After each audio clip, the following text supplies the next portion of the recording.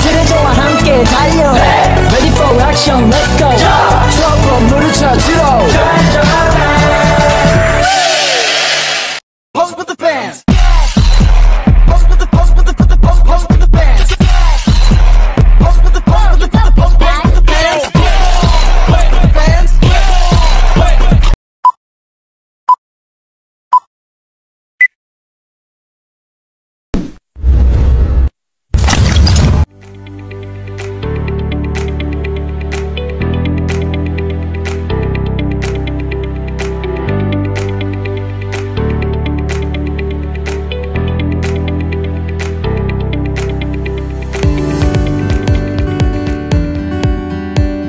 Ciri-ciri belajar. Yang pertama adalah adanya kemampuan baru atau perubahan. Yang kedua, perubahan tidak berlangsung saat melainkan menetap.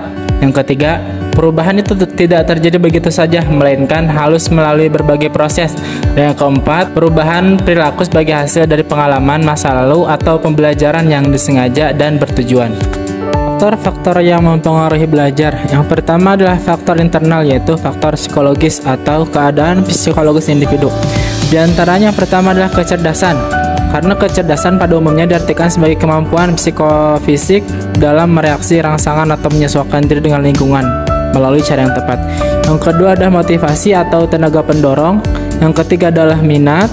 Yang keempat adalah sikap dalam proses belajar. Sikap individu dalam mempengaruhi sikap dalam proses belajar. Sikap individu dapat mempengaruhi keberhasilan proses belajarnya. Selanjutnya adalah bakat atau kemampuan potensial yang dimiliki seorang untuk mencapai keberhasilan.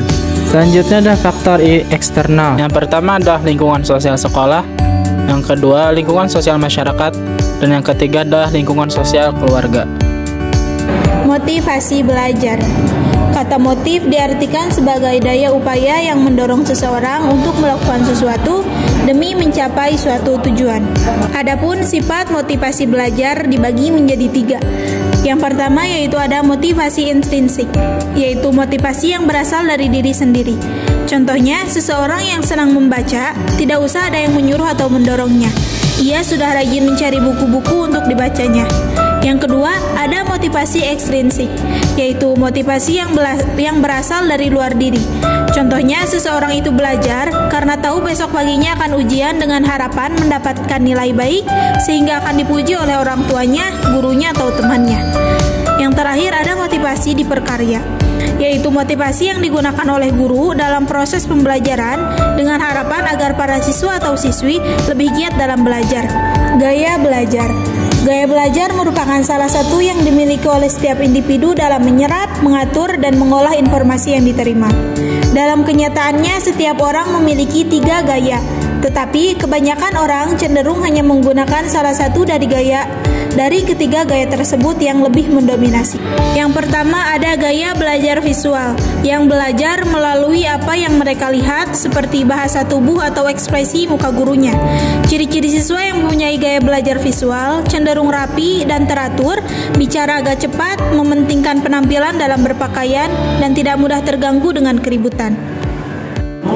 Yang kedua ada gaya belajar auditorial, yang belajar mengandalkan pada pendengaran untuk bisa memahami dan mengingatnya. Ciri-ciri siswa yang mempunyai gaya belajar auditorial yaitu mudah terganggu oleh keributan, senang membaca dengan keras, dan mendengarkan. Yang ketiga ada gaya belajar kinestetik, yang belajar dengan ciri seperti saat berpikir lebih baik ketika bergerak atau berjalan.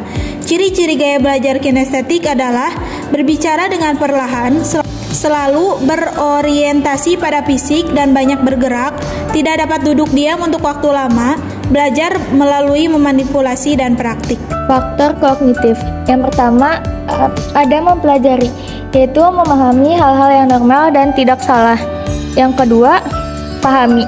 Yang ketiga, menerapkan, yaitu menerapkan kapasitas untuk melibatkan refleksi dalam keadaan substansial. Yang keempat, menyelidiki, yaitu menggambarkan suatu hal yang termasuk komponen-komponen atau bagian-bagian sehingga jelas rencana permainan atau susunan pikiran di dalamnya. Yang kelima, integrate, yaitu kemampuan untuk menggabungkan komponen-komponen Lingkungan belajar. Lingkungan belajar merupakan segala sesuatu yang mengelilingi siswa saat melakukan kegiatan belajar. Faktor lingkungan belajar berasal dari lingkungan non-sosial dan lingkungan sosial. Lingkungan non-sosial yaitu faktor fisik yang meliputi tempat belajar, letak sekolah, alat-alat belajar, sumber belajar, kondisi bangunan sekolah, ruang kelas, kebersihan lingkungan sekolah, dan fasilitas penunjang belajar lainnya. Sedangkan faktor sosial meliputi lingkungan keluarga, lingkungan sosial siswa di rumah, dan lingkungan sosial sekolah. Kondisi lingkungan belajar yang mendukung seperti tersedianya fasilitas fisik belajar, tempat belajar yang nyaman, suasana yang tenang, hubungan yang harmonis dengan lingkungan sosial dapat memberikan dorongan kepada siswa untuk belajar dengan baik sehingga hasil belajar siswa terus meningkat. Strategi manajemen waktu yang efektif untuk meningkatkan konsentrasi belajar. Ada 4 pengelompokan waktu. Yang pertama, important urgent, yakni penting dan urgent. Yang kedua, less urgent tapi important, yakni tidak urgent tapi penting. Yang ketiga, less important tapi urgent, yaitu penting tapi urgent. Yang terakhir, less urgent, less important, yaitu less tidak penting dan tidak urgent. Strategi pembelajaran. Yang pertama, strategi pembelajaran ekspositori, yakni guru menjadi pusat perhatian dalam strategi ini. Yang kedua, strategi pembelajaran kooperatif, yaitu siswa bekerja sama dalam kelompok untuk menyelesaikan tugas atau masalah yang diberikan. Yang ketiga, strategi pembelajaran inquiry, yaitu siswa memiliki peran yang lebih aktif dalam kegiatan belajar dan mengajar. Yang keempat, strategi pembelajaran kontekstual, yaitu materi pembelajaran disajikan dalam konteks yang relevan dengan kehidupan sehari-hari siswa. Yang terakhir, strategi pembelajaran efektif, yaitu strategi ini bertujuan untuk membentuk sikap positif siswa seperti bertanggung jawab, kerjasama, disiplin, komitmen, dan percaya diri.